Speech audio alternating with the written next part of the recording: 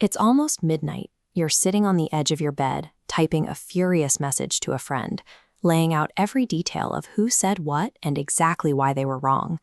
There is a comforting little promise whispering in the back of your mind.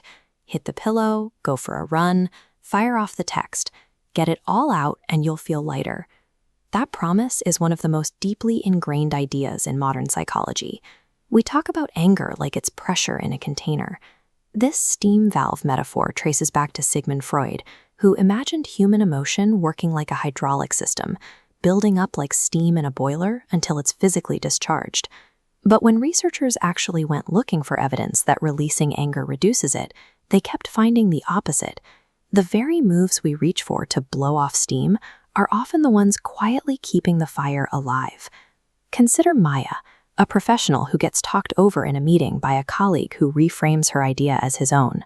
She walks back to her desk furious and does what feels natural. She pings a coworker to vent. They go back and forth for 20 minutes. For a moment, Maya feels a rush of vindication. But an hour later, she's staring at an email she's read 3 times without taking in a word.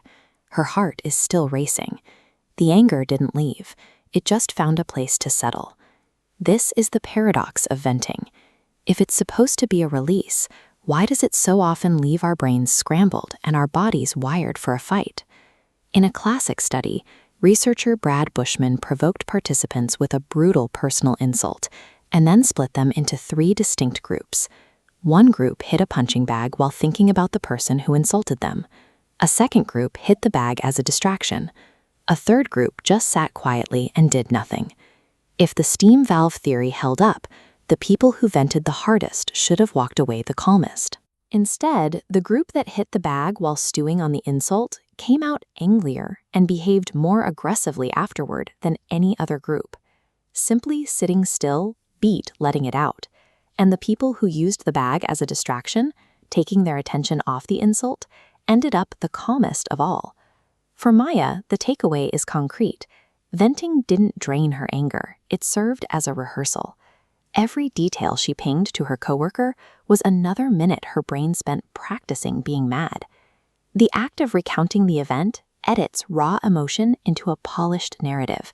Maya now has a tidy script with a clear hero and a villain ready to be recited. That is the quiet cost of venting. It doesn't end the story, it turns it into something you can recite. You've practiced the anger so well that it replays the moment you see that colleague's name in your inbox. We keep venting because it feels productive. There's a hit of relief in being heard and a reward in having someone agree you're right. This social reward is at the heart of co-rumination, a term psychologist Amanda Rose used to describe a specific type of conversation common in our closest friendships. Co-rumination involves 2 people rehashing a problem over and over, endlessly speculating about hidden meanings, and sinking together into a shared sense of unfairness. This chart shows the results of Rose's research, following young people over 6 months. The more they co-ruminated, the closer their friendships felt. But look at the secondary line. As that intimacy rose, symptoms of anxiety and depression climbed right alongside it. This creates a hidden danger. Because the friendships look so warm and supportive, the people most at risk can go unnoticed. The support looks like the solution, even while it winds the worry tighter. It's a reminder that closeness and healing are not the same thing. You can feel profoundly understood by a friend while your body stays locked in a state of threat. To understand why venting fails, we have to look at the biology. Anger is a high arousal posture your whole body takes. It is the physical chemistry of a fight, muscles braced, heart rate up, and stress hormones flooding the system. In 2024, researchers Sophie Kervik and Brad Bushman completed a meta-analysis of 154 separate studies to see what actually works to lower that arousal across 10,000 people. This chart sorts strategies by how they affect the body's physical dial, raising activation or turning it down. The results are shocking. Jogging and punching actually increase anger. You cannot think your way calm while your body is signaled to ramp up. Anger isn't a poison you have to expel before it harms you. It is a physiological state. And these physiological states don't need to be released. They need to be turned down. But this doesn't mean bottling it up. The idea that we must either explode or suppress is a false choice. There is a third path, lowering the temperature. You aren't denying the anger is there. You're just tending to the body that's carrying it, so you can deal with the problem from steady ground. The data points to strategies that feel almost too simple.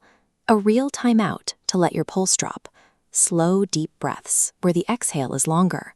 A short stretch of genuine distraction. If Maya takes 10 minutes to bring her arousal down, she doesn't lose her grievance. She just loses the tremor in her voice. She returns to the situation capable of saying the hard, useful thing without giving the whole room a show. Next time you feel that heat rise, pause. Don't ask, how do I get this out? Ask, how do I bring this down? It's the difference between a fire you feed and a fire you let go cold.